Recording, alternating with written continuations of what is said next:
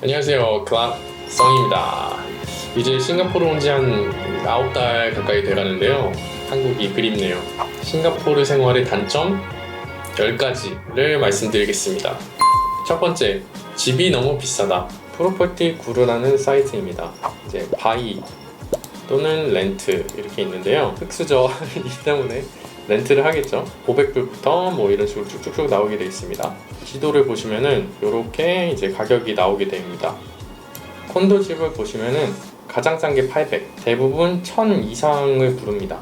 대략 방 한 개에 90만원, 100만원 정도 하는데요.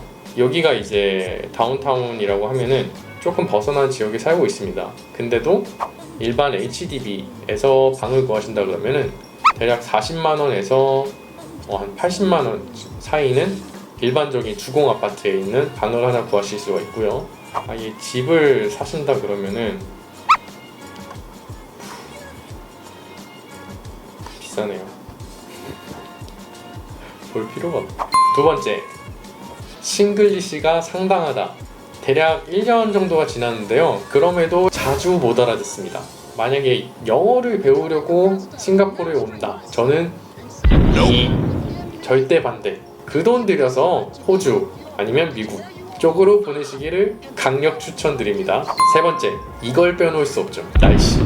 위에서는 햇볕이 내려지고 바닥에서는 햇볕이 반사가 돼서 얼굴을 익히는데 덥고 습하고 너무 힘들죠. 이제 여름이 다가오는데 네 번째, 이름 모를 벌레들과 도마뱀이 집을 자주 찾는다. 우선 저는 14층에 살고 있음을 알려드리고요. 제가 싱가포르 와서 한 달 살고 개미약을 바로 샀습니다. 효과적이더라고요.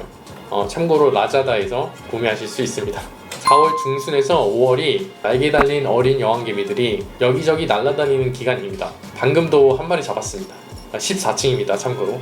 걔네는 구멍을 파고 들어갈 수 있는 곳이면 시멘트든 흙바닥이든 바로 그냥 전지기지 세우고 거기다가 하이브 만들어가지고 일개미들을 양산해냅니다. 그와 더불어서 도마뱀, 물렁물렁한 개코 도마뱀 아시죠? 그것들이 벽을 타고 14층까지 올라옵니다. 방에 들어가서 불을 딱 켜면 사사사삭 어두운 데를 찾아가지고 기어 들어갑니다.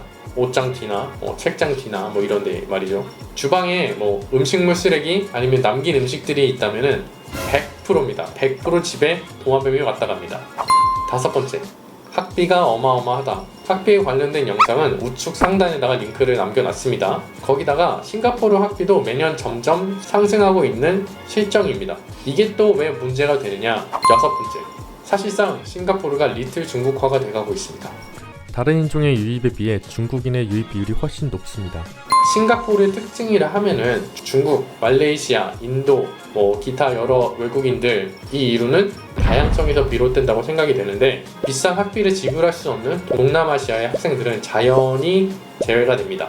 지불할 능력이 있는 그룹인 중국인들만의 리그가 되고 있는 겁니다. 제 학과만 보더라도 18명 중에 10명이 중국인이고요. 나머지 8명이 다른 국가에서 온 사람들입니다. 저 포함. 중국인 비율이 올라가다 보니까 중국어를 할 수 있는 교수랑 굳이 영어를 안 써도 영어 없이 수업을 하더라고요. 중국어로. 여기에다가 크리티컬로 중국인들만의 그 끼리끼리 문화에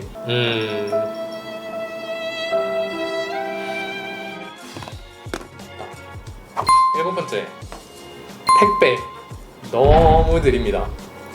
최악 중에 최악. 인터넷 쇼핑몰에서 뭘 시키면은 중국에서 넘어오는데 한 달 정도가 걸립니다. 한국에서는 주문 버튼 누르고 다음날 받아볼 수 있는 이런 사회에서 살다가 이런 배송 낙후 지역에 살다 보니까 근데 싱가포르 사람들은 다들 그러려니 합니다.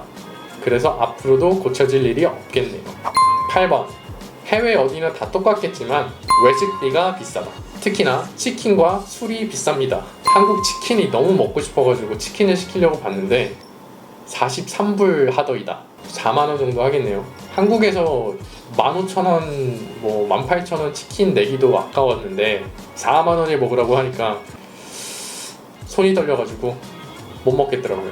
그리고 싱가포르는 주류가 가장 비싸기로 소문난 나라들 중에 하나인데요. 소주는 말할 것도 없고 맥주, 와인들도 다 비쌉니다. 한 번은 싱가포르 친구가 그 맥주 타워 있죠. 품사? 가서 먹자. 갈까? 얼만데? 근데 100불밖에 안 해. 대략 9만원에서 95,000원. Sorry, 나 안 갈게 하고 거절을 했습니다. 9번째, 변동사항이 있어서 다시 찍게 되었습니다.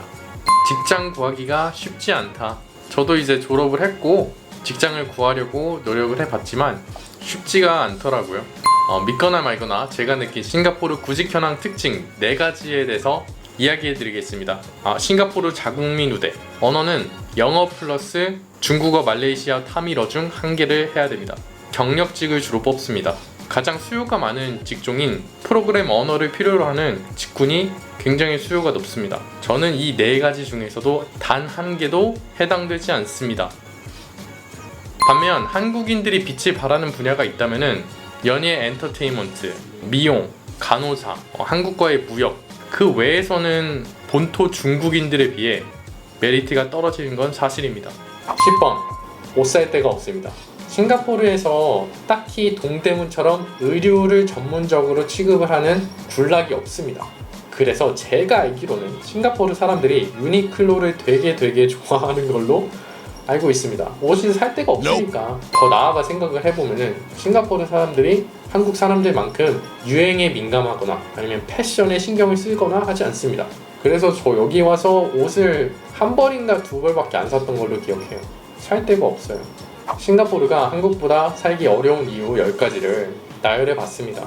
세계 여러 나라를 살아본 건 아니지만 한국만큼 살기 좋은 나라가 없지 않나 생각이 듭니다. 여러 가지가 그립네요. 특히 음식, 특히 국밥. 그 싸고 맛 좋은 국밥을 싱가포르에서 기대하기 쉽지 않습니다. 여기까지 영상 봐주셔서 정말 감사합니다.